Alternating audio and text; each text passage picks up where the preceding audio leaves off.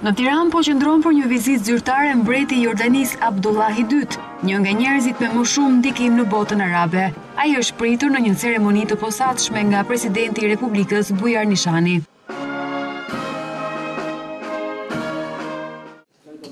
Në bisedën mes delegacioneve ra në sy prania e ministrit të jashtëm, Ditmir Bushati, që shënoi edhe rastin e parë që kryediplomati u shfaq në krah të kreut të shtetit që pas konfliktit mes institucionit të tij dhe atij të presidencës për ligjin e shërbimit të jashtëm dhe emërimit të ambasadorëve.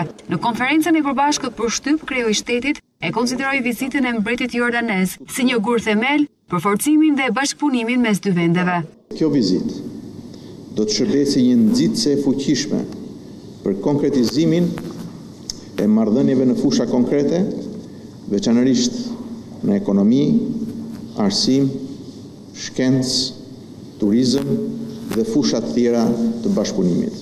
Mbreti i Jordanisë Abdullahi II vuri theksin tek Shqipëria si një vend me shumicë muslimane, vend që mund të luajë një rol të rëndësishëm në luftën kundër terrorizmit.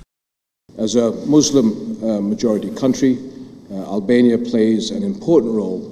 Do punojmë bashkë kundër kërcënimit të terrorizmit ekstremist. Si një vend me shumicë muslimane, Shqipëria luan një rol të rëndësishëm në luftën ndaj ideologjisë ekstremiste. Dy vendet duhet të luftojnë për të ndaluar luftëtarët e Shtetit Islamik. Mbreti i Jordanisë Abdullahi II u prit edhe nga kryeministri Edi Rama.